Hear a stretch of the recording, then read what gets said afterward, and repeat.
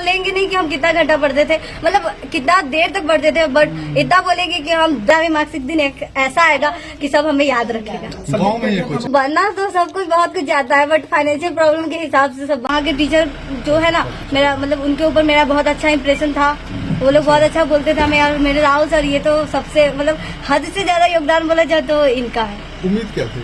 मेरा उम्मीद था कि हम टॉप करेंगे, इतना तो बहुत था। हम जानते थे कि हम जितना पढ़े हैं, जिस हिसाब से पढ़े उस हिसाब से कॉमर्स में तो हम जरूर टॉप करेंगे। मेरा घंटा ऐसे तो बोलेंगे नहीं कि हम कितना घंटा पढ़ते थे, मतलब कितना देर तक पढ़ते थे, बट इतना बोलेंगे कि हम 10 से कम घंटा नहीं पढ़ते थे। अच्छा, कैसे पढ़ाई की? घर पे की बाहर की? हम घर पे पढ़ाई करते थे, हम सर से कोचिंग क्लास करते थे, स्कूल का क्लास करते थे, उसके बाद फिर घर पे बैठ के अपना पढ़ाई करते थे, सेल्फ स्टडी करते थे। मेरी मम्मी का सपोर्ट था, मेरी मम्मी हमको पढ़ाती थी, वो भी पढ़ी लिखी है तो वो हमको पढ़ाती थी, वो हमको समझाती थी कि हमें कैसे लिखना चाहिए, बोर्ड में क्या करना चाहिए, सर भी हमें सिखाते थे। और फिर मोटिवेशन तो मिला मेरे कोचिंग का स्टूडेंट सबसे, उन लोग का इतना ज्यादा मार्क्स देखते थे, हम तो सोचते थे मेरा भी मार्क्स एक दिन ऐसा आएगा कि सब हमें याद रखेगा। गाँव में ये कुछ मेरा सब्जेक्ट, मेरा 5 सब्जेक्ट था और एक एक्स्ट्रा था। मेरा अकाउंट सब्जेक्ट था और मेरा ईपीएस एंटरप्रेन्योरशिप था, मेरा इकोनॉमिक्स था और मेरा हिंदी इंग्लिश था और ये था मेरा एक्स्ट्रा ईपीएस था।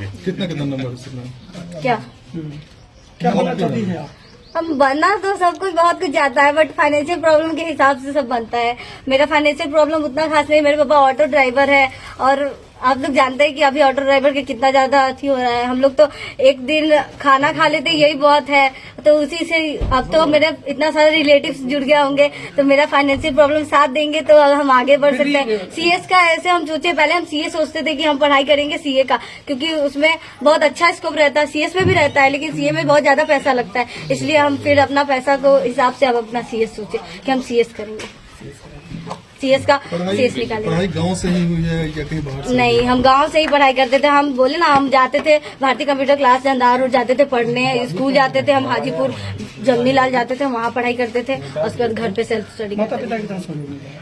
माता पिता सबको जानता है कि माता पिता अगर सहयोग ना करे तो बच्चा कहीं जा ही नहीं सकता हो। माता पिता ही हमें वहाँ जाने के लिए, मेरी माँ हमें मेरे साथ गई सर के कोचिंग, वहाँ पे वो हमें सर के पास ले गई, बोली क्या सर को बोली कि सर इसको ऐसा पढ़ाइए कि ये एक दिन टॉप कर जाए। तो फिर मम्मी पापा थे, पापा हमको कमाते थे, वो बोलते हम क्या कर सकते हैं, हम सिर्फ कमा के दे सकते हैं। तो मेरा काम था पढ़ाई करना, उनको बताना कि हम आपके कमाई से हम कितना कुछ कर सकते हैं। तो मेरे पापा जो करना चाहते, मेरे पापा का योगदान, मेरे पापा का सबका जैसा योगदान रहता है वैसा मेरा है और मेरे पापा का है। और मम्मी का तो घर का, मम्मी रहती है तो दोस्त की तरह रहती है। मेरी मम्मी मेरा सारा बात सुनती थी, हम जो भी बोलते थे वो हर बात को कैप्चर करती थी और मेरे साथ एकदम फ्रेंडली रहती थी। हर किसी की मम्मी होती है जो मतलब बच्चे के साथ उस तरीके से बात नहीं करता है, बिहेव नहीं करता है, उसको अलग रख दिया जाता है। लेकिन मेरी मम्मी ऐसी नहीं थी, वो जब हम पढ़ते थे तो मेरे साथ बैठती थी, वो मेरे से बातें करती थी, वो मेरा पूरा सहयोग करती थी। परेशानी कहाँ है?